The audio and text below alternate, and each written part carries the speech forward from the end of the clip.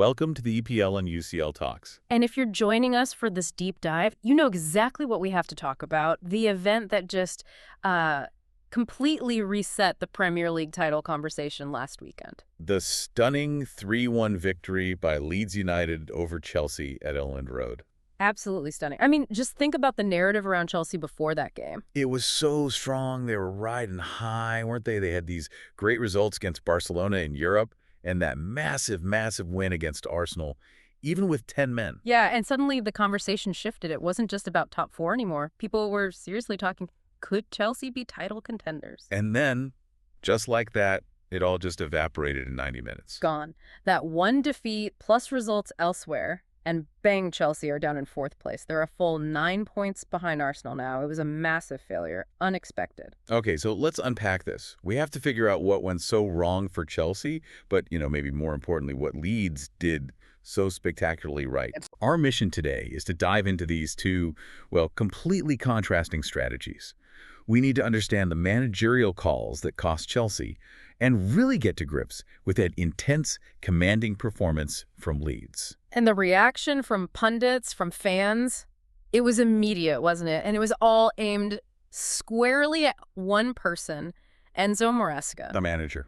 The critique wasn't even about the result itself, really. It was about the preparation. It was all about this excessive rotation for such a tough away game. Okay, but hold on a second. Let me just play devil's advocate here.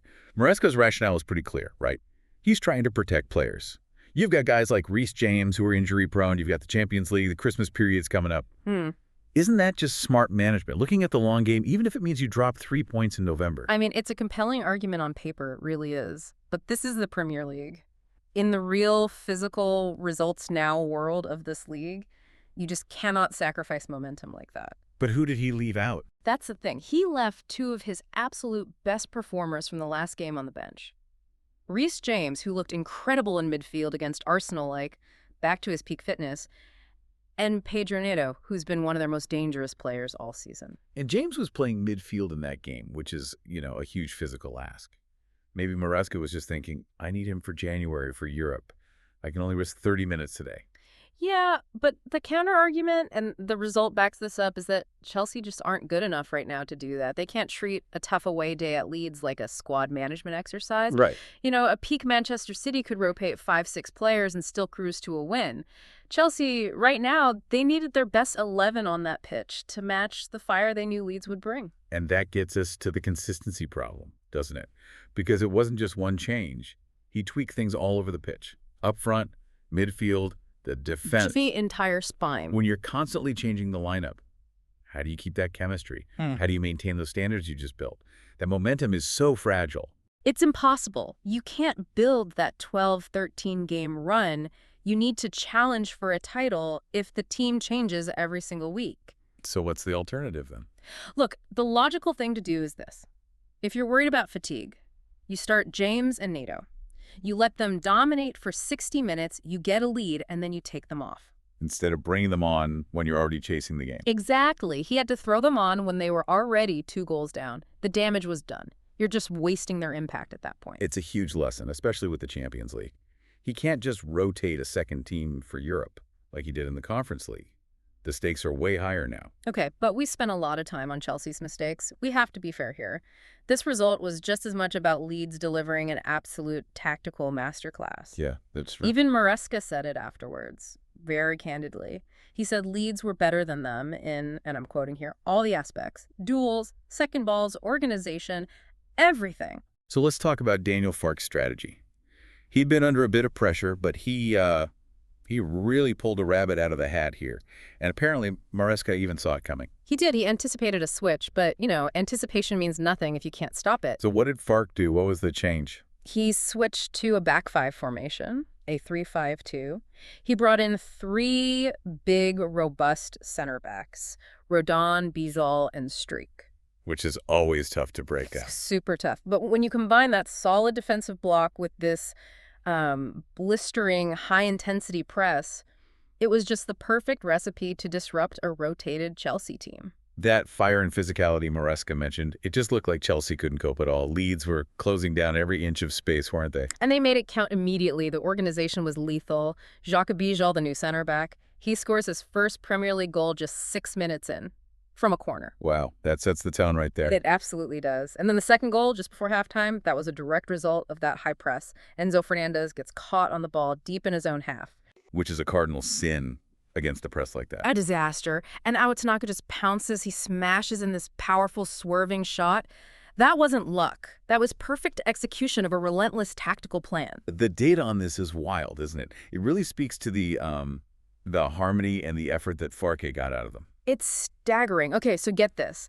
Leeds covered 120.32 kilometers in that match. That's a huge number. It's massive. It's almost 6% more than Chelsea's 113.44 kilometers. I mean, think about what that actually feels like on the pitch. They also won more tackles, 21-16. That difference in effort, it's not just fitness. It's about will. It's about a unified plan. So while Chelsea were maybe being a bit cautious physically, Leeds were running on pure desperation and unity.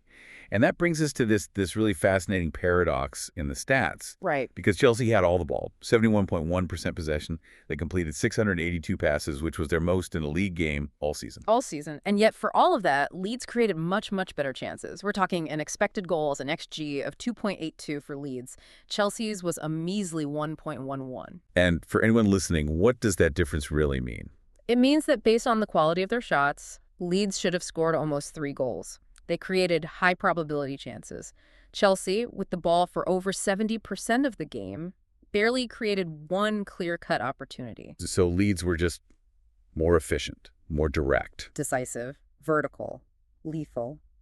Chelsea's possession was, frankly, completely empty. So why did almost 700 passes create so little? We talked about rotation, but there's also the missing piece in the middle of the park, the defensive stability. Moises Caicedo.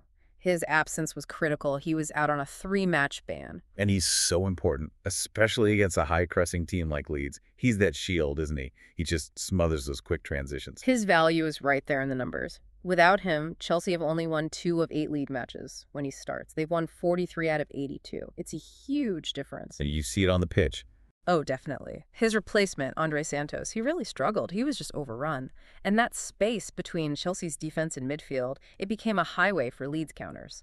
Without Caicedo there to break things up, the defense was just exposed time and time again. And when you're exposed like that, that's when you see those individual costly mistakes creep in. The ones that happen when you're under pressure and getting tired. And the mistake that really truly killed the game came in the 72nd minute. What happened? Tosin Adarabioyo. Just a sloppy, under-hit pass back to the keeper. A moment of poor concentration, and Noah Okafor is on it in a flash. He intercepts, squares it, and Calvert-Lewin taps it in. Game over. That one moment of hesitation, that's all it takes. It's the final nail in the coffin when you're playing a team with that much desire. Was there anything positive for Chelsea to take away from this at all? Any silver linings? I mean, a few small ones, but they were definitely too little, too late. Pedro Neto came on at halftime and scored almost right away, which, shows the quality they left on the bench. And the other piece of what Maresca called good news was Cole Palmer getting back on the pitch. He played half an hour after his injury. They need his creativity, for sure. They desperately do, although oddly enough, Chelsea still haven't won any of the 5 games he's played in this season. They need to get him back to full rhythm to solve that 71% possession problem. Okay, so let's circle back to Leeds. They end a 4-game losing streak with this incredible performance. Power, passion, execution. But the big question is, can they sustain it? And that's a massive ask because they have another gargantuan test this weekend.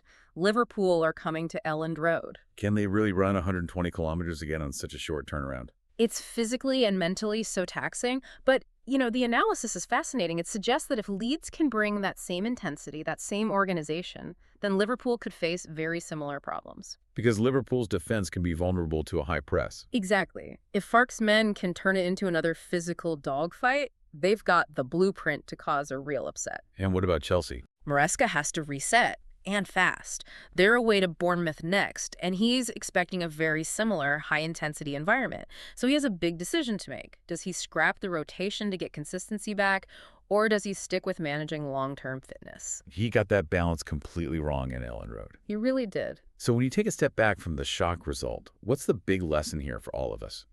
It's a great reminder of why we love this sport, isn't it? Absolutely. Sometimes the team that might have less raw talent, but has a clear, intense, and unified plan like Leeds did, can just dismantle a team full of stars who are inconsistent and rotated. It's a brutal lesson in management. Maresca prioritized caution, but in doing so, he sacrificed the entire rhythm his team had worked so hard to build. And that drop in intensity was exactly what Fark was waiting for. Which leads us to our final thought for you to mull over. Chelsea completed 682 passes. They had 71% of the ball, their highest totals all season. Yet they created, what, 3 real chances, an XG of just 1.11. It's a shocking return. So, does this stat prove that high possession football, on its own, without that defensive stability, without consistent players, and without a real cutting edge, is it ultimately an empty strategy in the Premier League? Is just passing the ball around a sign of tactical impotence when you face a truly determined opponent? Something to ponder as Fark gets his team ready for an even bigger challenge. Indeed. Thank you so much for joining us for this deep dive into the massive shock at Elland Road, where strategy truly trumped skill. We truly appreciate you taking the time to explore the intricacies of squad rotation, tactical formations, and the immense power of collective physical effort with us. Until next time, keep digging into the details, enjoy the chaos of the Premier League, and never stop questioning the conventional wisdom. Farewell for now, and may your weekend of football deliver more unexpected tactical surprises.